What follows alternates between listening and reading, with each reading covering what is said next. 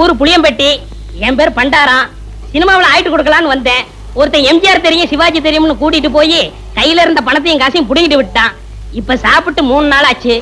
கொஞ்சம் பணம் கொடுத்தா எங்க ஆட்சி டவுன பக்கம் வரும், கொடுத்து அனுப்புறேன். ஊர்ல அப்பனும் ஆத்தாளும் என்ன பண்றாங்க? உழவுதாங்க தொழில். கூட பிறந்தவங்க எத்தனை பேரு? 3 ஆம்பளைங்க 3 பொம்பளைங்க. அது நான் தாங்க மூத்தவன். ஏயா ஏர் ஓட்டுற தொழில பார்க்காம சினிமாவுல என்ன ஆயிட்டு வேண்டி கிடக்கு? வீட்டுக்கு மூத்தவன்னு சொல்ற, கூட பிறந்த தங்கச்சிகளுக்கு கல்யாணம் பண்ணி வைக்கணுங்கிற பொறுப்பே இல்லையே. எல்லாம் தலை விதியா. அங்க இருந்து வந்துட்டானுங்க சினிமாவுல நடிக்க. போயா.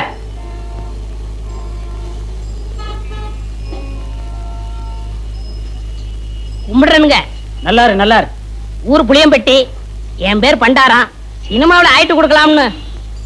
என் சொந்த ஊர் வேப்பம்பட்டி. நானும் உன் கேஸ் தான்.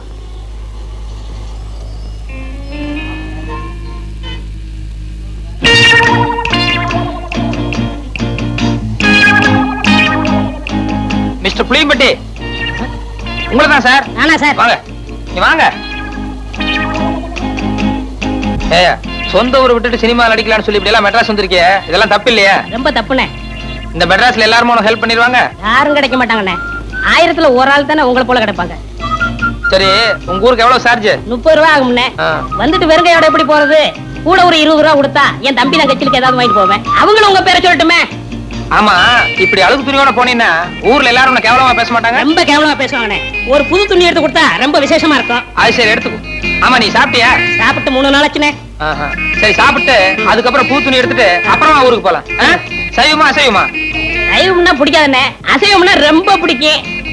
அதுல பிரியாணின்னா ஒரு புடி பண்ணேன். திருப்தியா பிரியாணி சாப்பிட்டே புறப்படும். வா.